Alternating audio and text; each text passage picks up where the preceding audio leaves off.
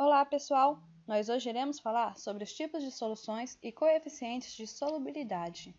Para iniciarmos o assunto, nós devemos saber o que é uma solução.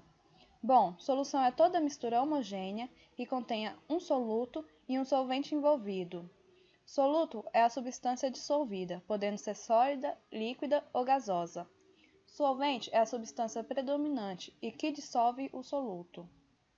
As soluções podem ser classificadas de acordo com seu estado físico, ou seja, se é sólida, líquida ou gasosa, de acordo com a relação entre o soluto e o solvente, que será definida melhor quando falarmos sobre o coeficiente de solubilidade, e de acordo com a natureza do soluto.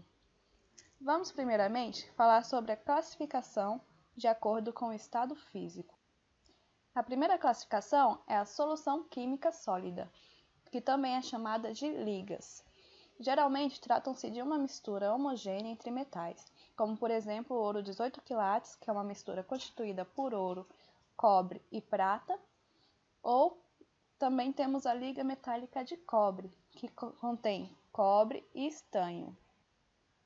A solução química líquida se divide em três categorias, sendo o sólido líquido, que é constituída por sólido e líquido, como é no caso da mistura de sal e água, ou de açúcar e água.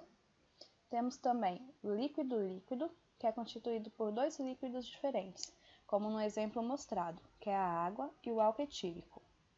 Temos também o gasoso líquido, que como exemplos temos o refrigerante, que possui um gás, que é o gás carbônico, misturado no líquido, que é o suco do refrigerante. A solução química gasosa, como o próprio nome diz, é uma mistura entre os gases. Como exemplo, nós temos o nosso ar, que possui nitrogênio, oxigênio e outros gases. Há também o botijão de gás, que tem gás propano e gás butano, e os cilindros de mergulho, que possuem gases além do oxigênio e o nitrogênio. A classificação quanto à natureza do soluto se deve ao fato de o soluto poder ser molecular ou iônico. E o que define isso? Se uma molécula, quando dissolvida, não se dissocia, ela permanece da mesma forma, ela é determinada como uma solução química molecular, pois seu soluto continuou na mesma forma. Já a molécula iônica é dissociada, e por ter carga, como no caso do sódio ser positivo e o cloro negativo, ela produz eletricidade, enquanto a molecular não produz. Agora que sabemos o que é uma solução, podemos abordar sobre o seu coeficiente de solubilidade. Mas o que é isso? Coeficiente de solubilidade é a quantidade máxima do soluto que pode ser dissolvida em um solvente em uma determinada temperatura. Ou seja, é falar o quanto de soluto eu posso dissolver em um copo de 100 ml de água, por exemplo, a 20 graus Celsius. Neste quadro, nós podemos ver que para cada substância há um coeficiente de solubilidade diferente. Isso considerando que seja 100 ml de água a 20 graus Celsius. Por exemplo, o cloreto de sódio, que é o sal, se dissolve em até 36 gramas em 100 ml de água a 20 graus Celsius. Já o iodo sólido dissolve até 0,02 gramas em 100 ml de água nessa mesma temperatura. O coeficiente de solubilidade também varia de acordo com o solvente envolvido. Por exemplo, o sal ele se dissolve muito bem em água, porém em acetato de etila, que é a acetona, ele não se dissolve. Outro fator que influencia no coeficiente de solubilidade é a temperatura, como é demonstrado nesse quadro. 37,2 gramas de cloreto de amônio é dissolvido em 100 gramas de água a 20 graus Celsius, mas em 60 gramas ele dissolve 55,2 gramas. Nesse gráfico, podemos visualizar que a maioria da substância tem seu coeficiente elevado com o aumento da temperatura. Porém, há exceções, como é o caso de sulfato de sério 3. Ok, o coeficiente sobe quando a temperatura se eleva, mas se pegarmos essa solução de cloreto de amônio que foi dissolvido 55,2 gramas por 100 gramas de água a 60 graus Celsius e deixarmos esfriar até 20 graus Celsius.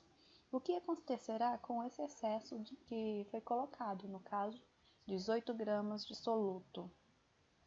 Bom, o soluto continuará dissolvido, porém essa é uma solução estável e qualquer perturbação fará com que o excesso de cloreto de amônio vá para o fundo. Esse excesso é chamado de corpo de fundo ou precipitado. Dessa forma, podemos definir o que é a saturação da solução.